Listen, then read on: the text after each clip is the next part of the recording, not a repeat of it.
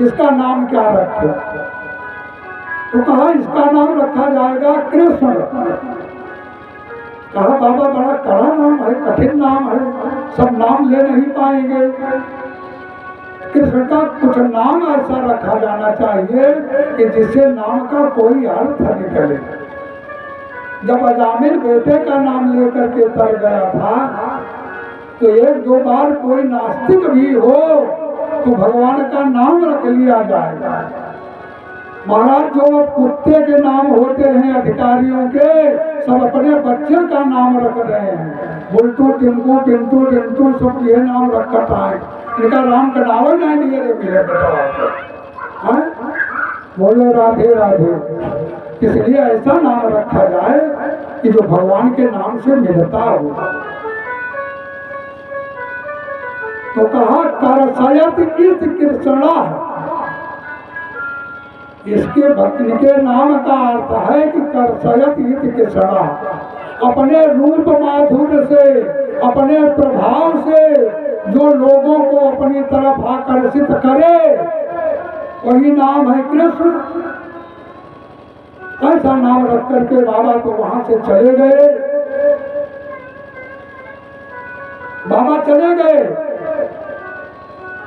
लेकिन अब दोनों माताओं ने सोचा कि ठीक है बाबा का नाम मैंने रख लिया, लेकिन जो हमें सरल लगेगा वही नाम रखेंगे। तो कनुआ बनुआ, कनुआ बलुआ नाम रख दिया। बलदेव का बलुआ, भगवान कृष्ण का कनुआ। यही कह करके पुकारती थी माता, वही गोपियां भी पुकारने लगी। इस प्रकार से भगवान का नामकरण कर दिया गया और धीरे धीरे दोनों भैया घुटनों के बल चलने लगे। माता ने मुड़ी पकड़ करके आंगन में उनको टहलाती थी कि मेरा लाला चलने लगे चलने लगे चलने लगे। एक दिन उन्हें श्रृंगार करके आंगन में बैठा दिया और माता चली गई कुछ काम करने के लिए, काम काज करने के लिए।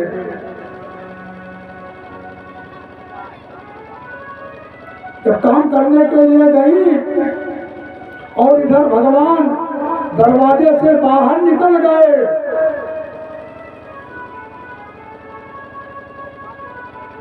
गोविंद जय जय गोपाल जय जय गोविंद जय जय गोपाल जय जय गोविंद जय जय गोपाल हरि गोविंद जय जय गोविंद जय जय गोपाल गोविंद जय जय गोपाल जय जय गोविंद जय जय गोपाल गोविंद जय जय गोपाल जय राधा जय हरि गोविंद जय जय राधा रमन हरि गोविंद जय राधा रमन हरि गोविंद जय जय राधा रमन हरि गोविंद जय गोविंद जय जय गोपाल जय जय गोविंद जय जय गोपाल जय जय राधा रमन हरि गोविंद जय जय राधा रमन हरि गोविंद जय।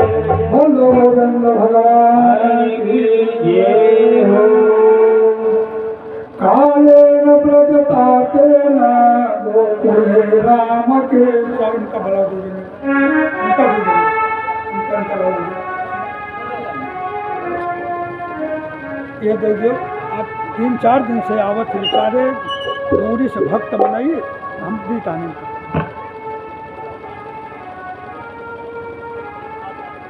बोलो वृंदावन बिहारी लाल की जय हो। कालेन व्रजतातेन गोकुले राम के सो जानुभ्याम सा पाणिभ्याम रिंगमाणो विजावृता। एक दिन भगवान घूमते केवल धीरे धीरे जो है चलने लगे तो चले गए गौशाला में जहाँ गाय बांधी जाती थी। और भगवान सोचते हैं, बलराम जी से कहते हैं कि भैया माता जी रोज गोबर से स्नान कराती हैं, गोमूत्र से स्नान कराती हैं, तो आज मैया नहीं है तो अपने आप स्नान क्यों ना कर ले। भगवान ने गोबर उठा उठा करके सिर में, मुंह में, शरीर में सब में पोत लिया। और यशोदा मैया ढूंढते ढूंढते देखी तो गौशाला में है। तो पंकाभिषक्तम सकलावयम विलोक्य दामोदरम बलति को भवसात तम सुकरो वसगत जन्म निपूतनारे युक्तोत सम्मित मुखो वटने मुरारे। काहे दुष्ट, तू आकर के गोबर पोत लिया, क्या तू जन्म का सुअर है का? यशोदा मैया ने कहा। भगवान हंसने लगे, बलराम जी से कहा कि भैया देखो, माता जी ने पहचान लिया कि हम उस जन्म में सो करते, बड़ा अवतार था, माता ने जान लिया। बलराम जी ने कहा ठीक है। और भगवान का रूप तो है ही, माधुर्य रूप है, लेकिन अगर भगवान कोई कपड़ा भी पहनते हैं, कोई आभूषण भी पहनते हैं, तो वह अपने को सौभाग्य समझते थे कि आज मैं किसके तन पर जा रहा हूँ। चाहे भगवान कीचड़ लपेट ले, चाहे धूल लगा ले, चाहे मिट्टी लगा ले, तो भगवान की सुंदरता और 4 गुना बढ़ जाती है।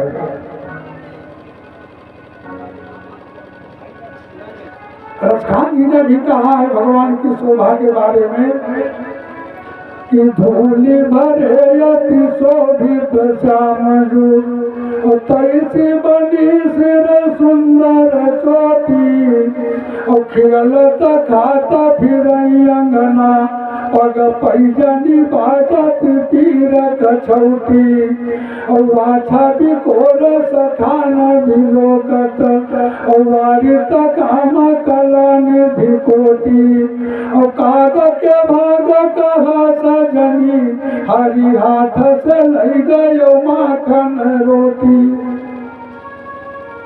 कौन?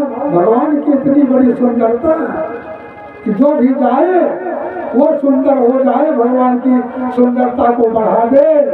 काग के भाग कहाँ कहियो, हरि हाथ से लइयो माखन को रोटी।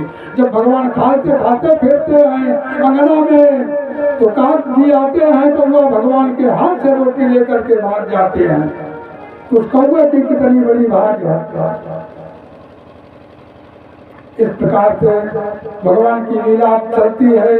बाल लीला तो समाप्त नहीं होगी, भगवान की बहुत बाल लीला किया, लेकिन और भी प्रभाव भगवान को दिखाना है। और जितनी गोपियां हैं यही चाहती हैं कि हमें कृष्ण को हमेशा देखती रहूं, पलक ना भजे, रूप माधुरी का पान करती रहूं। तो भगवान तो सबके अंतर्यामी है, अंतरात्मा की बात को जान लेते हैं। तो कहा कि चलो गोपियों का भी मनोरथ सिद्ध किया जाए, जो गोपियां चाह रही है वो भी किया जाए। एक दिन भगवान गए, सारे गोप गालों को बुलाया, ग्वाल वालों को कहा सुनो, तुम लोग इतने दुबले पतले क्यों हो? अरे इतनी इतनी गाय लगती है, तुम लोग दूध नहीं पाते, दही नहीं पाते, घी नहीं पाते। बच्चों ने कहा कि भैया दूध दही सब जा करके बेच आती है मेरी मैया, तो कहाँ से मिले?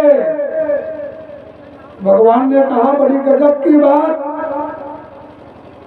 गैया चराए हम ग्वाला और दूध खाए मथुरा के लाला, ऐसा नहीं होगा। कहा फिर क्या किया जाए? तो भगवान ने कहा दूध दही की चोरी शुरू कर लो। लालू ने कहा भैया जीवन में कभी चोरी नहीं किया मैंने, चोरी कैसे करूंगा।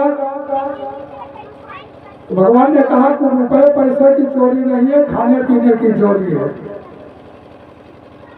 हम चोरी का विद्यालय खोलेंगे, चोरी ही सिखाएंगे।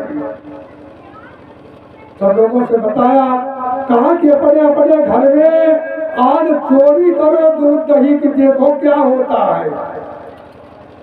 कहा ठीक है, जब कहा है लाला ने तो चोरी करेंगे। चोरी करना शुरू किया अपने अपने घर में। कुछ तो सफल रहे, कुछ विफल रहे, कुछ की पिटाई हो गई। आए भगवान कृष्ण के पास, कहा भैया मेरी पीठ तो लाल हो गई, चोरी मैं नहीं कर पाऊंगा, चोरी नहीं कर सकता। कहा फिर ऐसा चोरी नहीं करोगे तो खाने के लिए मिलेगा।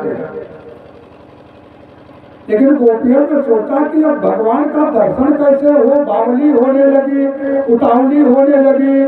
तो कहा चलो उनके घर पर चला जाए। कहा कौन सा बहाना लेकर चलोगी। कहा चलो उनका उलाहना देने चलेगी।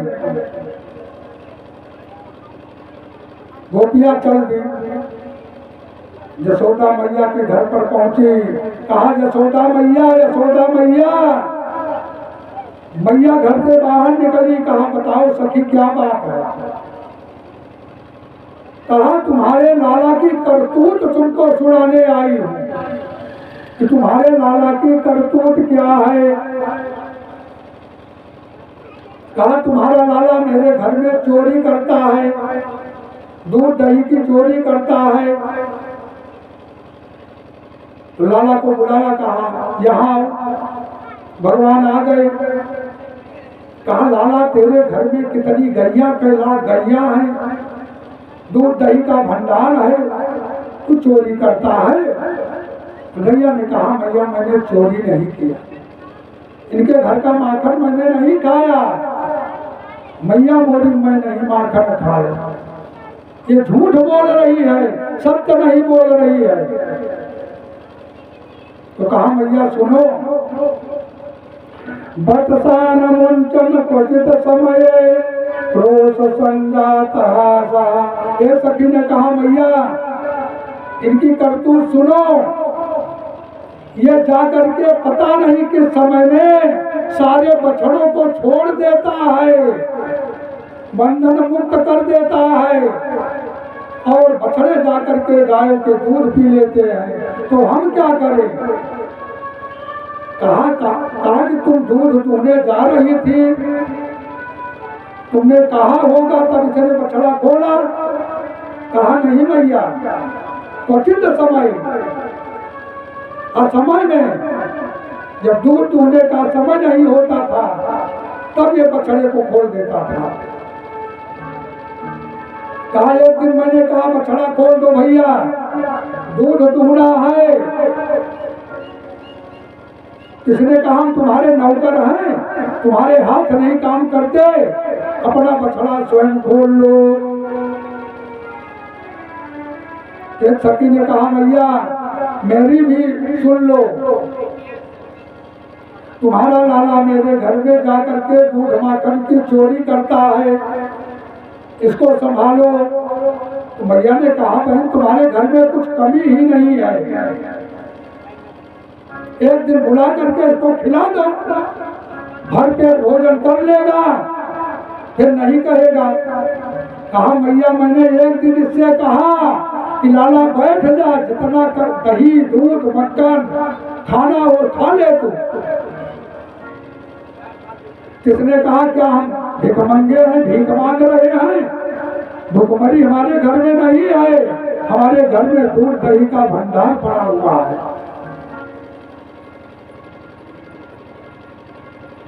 तो तीसरी ने कहा भैया इसकी करतूत और सुनो, मेरी भी सुन लो।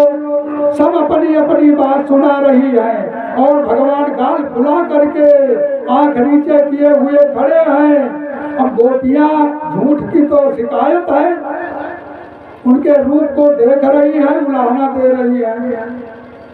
कहा एक दिन हमारे घर में गया तुम्हारा लाला,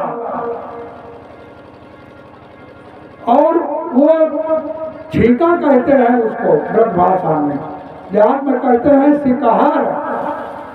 यशोदा मैया ने कहा उसी छीका पर रख दिया करो, तो कहा मैया उस पर भी रखा था, लेकिन जब तुम्हारा लाला गया तो छीका ऊपर देख करके एक तगड़े ग्वाल को, हट्टे कट्टे ग्वाल को घोड़ा बना दिया, उसी के ऊपर एक एक करके चढ़ गए, और उसके ऊपर तुम्हारा लाला चढ़ करके सारे मक्खन दही को खाने लगा। और जब खाते खाते पेट भर गया तो उतर करके सारे ग्वाल बालों को खिलाया। ग्वाल बाल लोग भी जब खा चुके तो पता नहीं कैसे एक आवाज लगाया कि हजारों बंदर वहां इकट्ठा हो गए, और बंदरों ने भी खाया फिर भी नहीं चुका, बंदर भी छोड़ करके चले गए। तो तुम्हारे लाला ने सारी मटकी को उठाया, उसको सूंघ करके कहा कि ये सड़ा गला मक्खन है, उसको पटक दिया और वो मटकी मेरी फूट गई। इस प्रकार से एक एक करके उलाहना दे रही है। एक गरीब सखी थी, उसने कहा मैया मेरे घर में तो कुछ दूध दही है नहीं, लेकिन तेरा लाला मेरे घर में भी उत्पात करता है, इतना उत्पाती है। कहा मेरे घर में सब घुसे, चारों तरफ देखा घूम घूम करके, लेकिन कहीं कुछ खाने पीने के लिए नहीं मिला। तो घूमते घूमते जब गया तुम्हारा लाला, मैं अंदर से देख रही थी दूसरे कमरे से, और एक कमरे में मेरी छोरी लेटी हुई थी, सो रही थी मेरी बिटिया। और जब तुम्हारा लाला पहुंचा तो क्या उत्पात किया कि मेरे छोरे की चोटियां जो है सिर की, उसको पकड़ करके उसी खटिया की पटिया में बांध दिया। जब चोटी बांध दिया पाटी में, और मेरी छोरी के कान में चिल्लाया, कहा हौवा आ गया हौवा, कह करके भागा। मैं दौड़ी, लाला को देखा कि भाग रहे हैं ग्वाल बालों के साथ, और मेरी छोरी चिल्ला रही है हौवा आ गया हौवा आ गया। जैसे उठी तैसे खटिया भी साथ में उठ गई। मैंने दौड़ करके उसकी चोटिया को खोला और कहा बेटी ये हौवा हौवा ने कुछ नहीं है, ये नंद का लाला है उत्पाती, इतना उत्पात करता है। तो ऐसा जब उत्पात करेगा मैया तो कहाँ से रह पाऊंगी। इस प्रकार से उलाहना देती हुई सखियां जाती है रोज, और रोज जाकर के उलाहना देती, किसी ना किसी बहाने पहुंच जाती है। एक दिन भगवान को देखने के लिए एक सखी बहुत भावनी हो गई थी कि भगवान को तो दूर दूर से देखा है, कन्हैया को नजदीक से मैंने देखा नहीं। एक दिन गई माता यशोदा से, कहा मैया हमको एक टोकरी गोबर चाहिए। यशोदा ने कहा ये पूछने की बात है, जाओ जितना गोबर हो गौशाला में चली जाओ, सब उठा ले जाओ। तो गई, भगवान भी पीछे पीछे चले गए। जब गौशाला में घुसी वो गोपी, और भगवान की छवि को देख रही है, और हाथ से टोकरी में गोबर भर रही है, और गोबर भरते भरते इतना ज्यादा हो गया कि गोपी उठाने नहीं सकी। कन्हैया से कहा लाला कि मेरी टोकरी उठा दे। कन्हैया ने कहा बड़ी चतुर हो, हम ही गोबर दे, हम ही टोकरी उठाए। तो कहा लाला मेरी टोकरी उठा दे, तुम्हें ताजो ताजो माखन खवाऊंगी। तो भगवान माखन के लिए नाचते भी थे। विशेष महेश गणेश दिनेश सुरेश उजाई निरंतर गावे तो ताही यही किछो हरिया छछिया भर छाछ पर नाच नचावे। एक दही के लिए भगवान को नचाती है, एक ठुमका मार करके नाचो तुम्हें दही खिलाऊंगी। तो भगवान ने उठा दिया।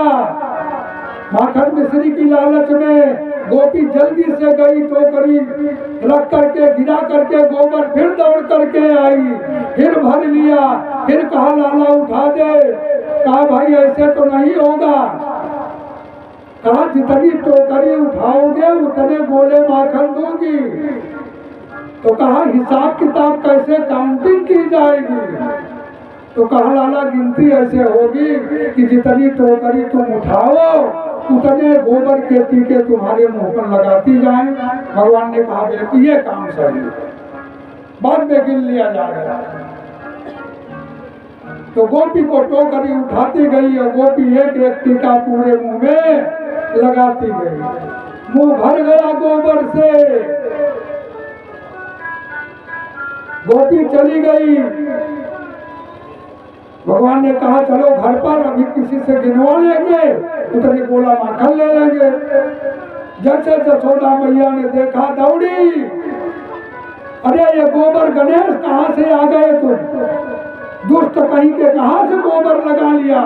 जसोदा मैया जैसे मुंह पर हाथ फेरना चाहिए, माता का हाथ पकड़ लिया। कहा मैया इसको मत मिटाओ, नहीं सारा हिसाब चौपट हो जाएगा, सब बेकार हो जाएगा।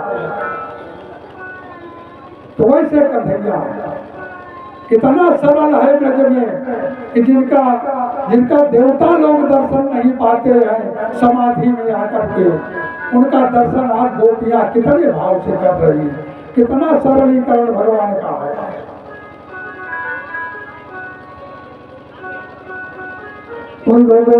भगवान की जय हो। वृंदावन बिहारी लाल की जय हो। बड़ी सुंदर लीला माखन लीला भगवान कन्हैया की आप लोग सुन रहे हैं। गुरु जी के द्वारा इस प्रकार से सखिया उलाहना करते हुए माँ यशोदा से कहती है भगवान कन्हैया के लिए। आइए छोटे से भजन में है, आप लोग भी सब लोग मीठे मीठे तालियां बजाएं।